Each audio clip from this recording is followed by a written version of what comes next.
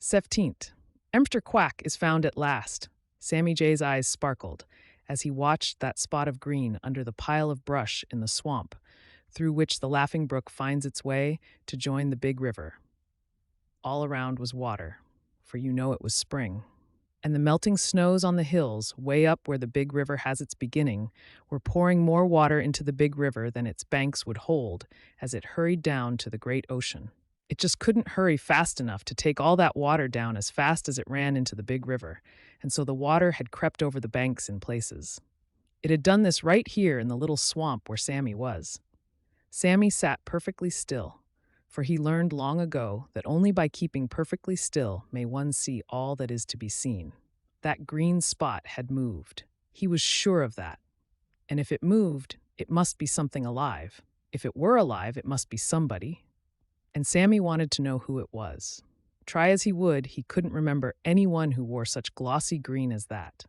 So he sat perfectly still, for he knew that if whoever was hiding under that brush should even guess that he was being watched, he would not come out.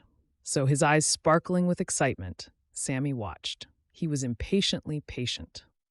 Did you know that it is possible to be impatiently patient? Well, it is. Sammy was just boiling with impatience inside. But he didn't let that impatience spoil the patience of his waiting. He sat there just as still, with his eyes fixed on that green spot. And you would never have guessed that he was fairly bursting with impatience to know who it was he was watching. That is what is called self-control.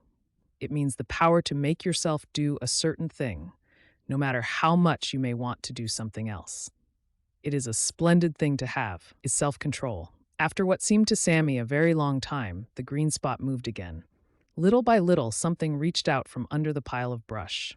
It was a head, a very beautiful green head, and it was exactly like Mrs. Quack's head, only hers was a sober brown instead of green.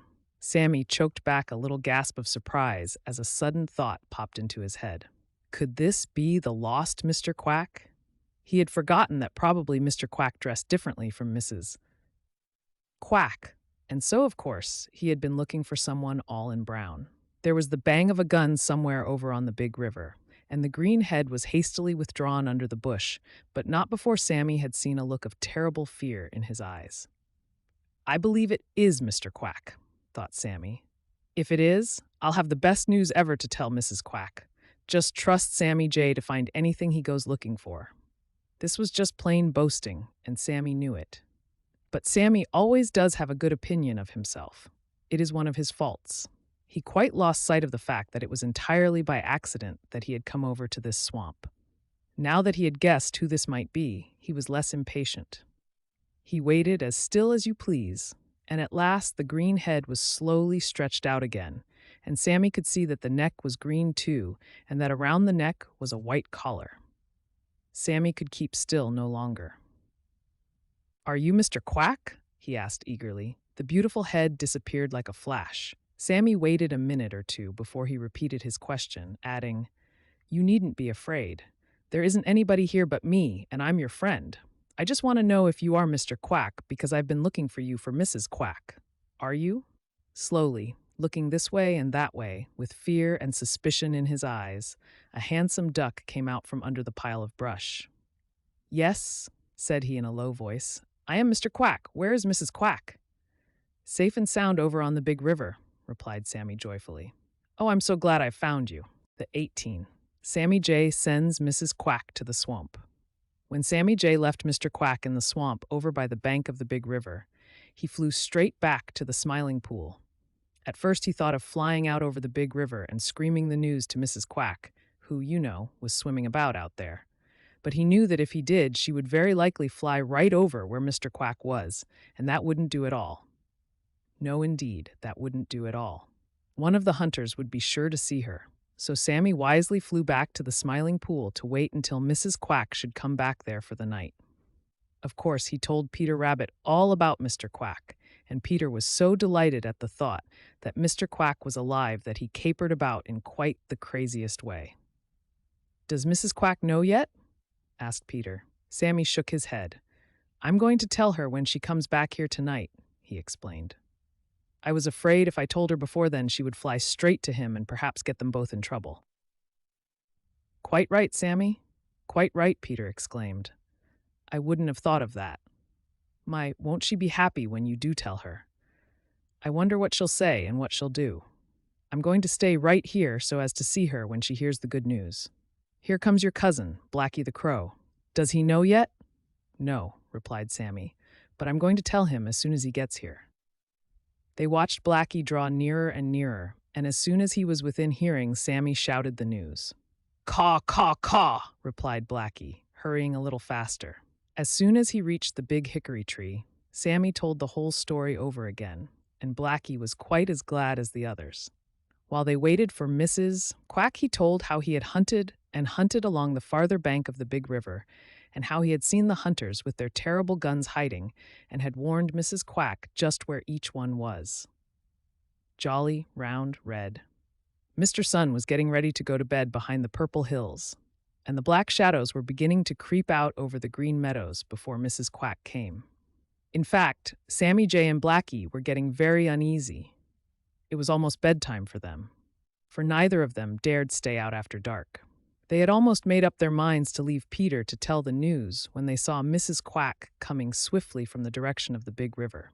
She looked so sad and discouraged that even Blacky the Crow was sorry for her, and you know Blacky isn't much given to such feelings. What's the news, Mrs. Quack? Asked Peter, his eyes dancing. There isn't any, replied Mrs. Quack. Oh yes, there is, cried Sammy Jay, who couldn't possibly keep still any longer. What is it? Demanded Mrs. Quack eagerly, and it seemed to Peter that there was a wee bit of hope in her voice. Did you happen to notice that just before the Laughing Brook joins the big river, it flows through a little swamp? Asked Sammy. Mrs. Quack nodded her head rapidly. What of it? She demanded. Nothing much. Only if I were you, I would go down there after dark, replied Sammy. Mrs. Quack looked up at Sammy sharply. Why should I go down there? She asked. If I tell you, will you wait until I get quite through? Asked Sammy in his turn. Mrs. Quack promised that she would. Well, then, replied Sammy, this afternoon I found a stranger hiding in there, a stranger with a beautiful green head and neck and a white collar. Mr. Quack! Oh, it was Mr. Quack! Cried Mrs. Quack joyfully and lifted her wings as if she would start for the swamp at once. Stop! Cried Sammy sharply. You said you would wait until I am through. It won't do for you to go there until after dark, because there is a hunter hiding very near Mr. Quack's hiding place. Wait until it is dark and he has gone home. Then take my advice, and when you have found Mr. Quack, bring him right up here to the Smiling Pool.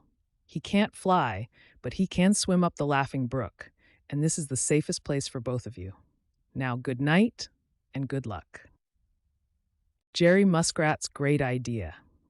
A friendly friend is a friend indeed. When he proves a friend in the time of need, Mr. and Mrs. Quack had been so much taken up with each other and with their troubles that they had quite forgotten they were not alone in the Smiling Pool, which they had reached by swimming up the Laughing Brook. So it happened that when Mrs. Quack suggested that if Mr. Quack's wing got strong, they might be able to find a lonesome pond not too far away where they could make their home for the summer, they were a little startled to hear a voice say, I know where there is one, and you will not have to fly at all to get to it. Both jumped a little. You see, their nerves had been very much upset for a long time, and the least unexpected thing made them jump. Then both laughed. Hello, Jerry Muskrat! We'd forgotten all about you, said Mrs. Quack. What was that you said? Jerry good-naturedly repeated what he had said. Mrs. Quack's face brightened. Do you really mean it? She asked eagerly. Do you really mean that you know of a pond where we could live and not be likely to be seen by these two-legged creatures called men? That's what I said, replied Jerry briefly. Oh, Jerry, you're not joking, are you? Tell me you're not joking, begged Mrs. Quack. Of course I'm not joking, returned Jerry just a little bit indignantly. I am not the kind of a fellow to joke people who are in such trouble as you and Mr. Quack seem to be in. The idea came to me while you were talking. I couldn't help overhearing what you were saying, and the minute you mentioned a lonesome pond, the idea came to me, and I think it's a perfectly splendid idea. I know of just the lonesomest kind of a lonesome pond, and you won't have to fly a stroke to get to it. If you are smart enough not to be caught by Reddy Fox or Hooty the Owl or Billy Mink or any of those people who hunt for a living, there isn't any reason I know of why you shouldn't spend the summer there in peace and comfort." Mrs. Quack's eyes fairly shone with hope and eagerness. "Oh, Jerry, tell us where it is, and we'll start for it right away," she cried. Jerry's eyes twinkled. "Of course, the owner of that pond might not like to have neighbors. I hadn't thought of that," said he. "Perhaps he ought to be asked first." Mrs. Quack's face fell. "Who is the owner?" she asked. "My cousin, Paddy the Beaver. He made it," replied Jerry proudly. Mrs. Quack's face lighted up again at once. "I'm sure he won't object," said she. "We know a great many of the Beaver family. In fact, they are very good neighbors of ours in our home in the far Northland. I didn't suppose there was a beaver pond anywhere around here. Tell me where it is, Jerry, and I'll go right up there and call on your cousin." "All you've got to do is to follow the Laughing Brook way back into the green forest, and you'll come to Paddy's pond," said he. "He made that pond himself 2 years ago. He came down from the great woods and built a dam across the Laughing Brook way back there in the green forest, and gave us a great scare here in the Smiling Pool by cutting off the water for a few days. He has got a very nice pond there now. Honker the Goose and his flock spent a night in it on their way south last fall." Mrs. Quack waited to hear no more. She shot up into the air and disappeared over the tops of the trees in the green forest. "What do you think of my idea?" asked Jerry, as he and Mr. Quack watched her out of sight. "I think it is great, just simply great," replied Mr. Quack. "XX happy days for Mr. and Mrs. Quack, whose heart is true and brave and strong, who ne'er gives up to grim despair, will find some day that skies are blue and all the world is bright and fair." If you don't believe it, just ask Mr. and Mrs. Quack. They know. Certainly the world never looked darker for anyone than it did for them when the terrible gun of a hunter broke Mr. Quack's wing on the Big River and ended all their dreams of a home in the far Northland. Then, through the help of Jerry Muskrat, they found the lonely pond of Paddy the Beaver deep in the green forest. And there, because their secret had been well kept, presently they found peace and hope, and then happiness. You see, the heart of Mrs. Quack was true and brave and strong. She was the kind to make the best of things, and she at once decided that if they couldn't have their home where they wanted it, they would have it where they could have it. She was determined that they should have a home anyway, and Paddy the Beaver's little pond was not such a bad place after all. So, she wasted no time. She examined every inch of the shore of that little pond. At last, a little back from the water, she found a place to suit her, a place so well hidden by bushes that only the sharpest eyes ever would find it.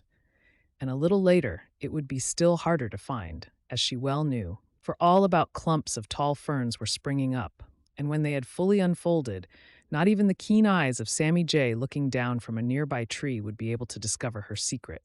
There she made a nest on the ground, a nest of dried grass and leaves, and lined it with the softest and most beautiful of linings, down plucked from her own breast. In it she laid 10 eggs.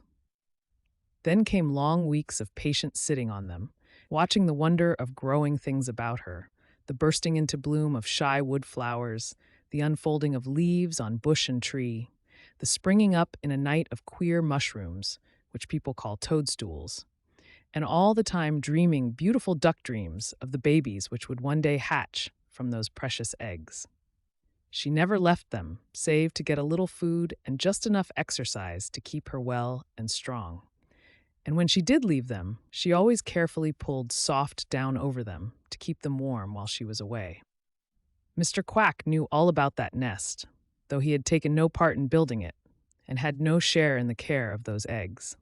He was very willing that she should do all the work, and thought it quite sufficient that he should be on guard to give warning if danger should appear. So he spent the long, beautiful days lazily swimming about in the little pond, gossiping with Paddy the Beaver, and taking the best of care of himself. The broken wing healed and grew strong again, for it had not been so badly broken after all. If he missed the company of others of his kind, which he would have had during these long days of waiting, had they been able to reach their usual nesting place in the far Northland, he never mentioned it. Unknown to them, Farmer Brown's boy discovered where they were. Later, he came often to the pond and was content to sit quietly on the shore and watch Mr. Quack, so that Mr. Quack grew quite used to him and did not fear him at all. In fact, after the first few times, he made no attempt to hide. You see, he discovered that Farmer Brown's boy was a friend. Always after he had left, there was something good to eat near where he had been sitting, for Farmer Brown's boy brought corn and oats and sometimes a handful of wheat. He knew, and Mr. Quack knew that he knew, that somewhere near was a nest, but he did not try to find it much as he longed to, for he knew that would frighten and worry Mrs. Quack. So the dear, precious secret of Mr. and Mrs. Quack was kept, for not even Paddy the Beaver knew just where that nest was. And in due time, early one morning, Mrs. Quack proudly led forth for their first swim 10 downy, funny ducklings. Oh, those were happy days indeed for Mr. and Mrs. Quack in the pond of Paddy the Beaver. And in their joy, they quite forgot for a time the terrible journey which had brought them there. But finally, the ducklings grew up, and when Jack Frost came in the fall, the whole family started on the long journey to the sunny Southland. I hope they got there safely, don't you? Among those whom Mr. and Mrs. Quack came to know very well while they lived in the pond of Paddy the Beaver was that funny fellow who wears rings on his tail, Bobby Coon. In the next book, I will tell you of some of Bobby's adventures. The end.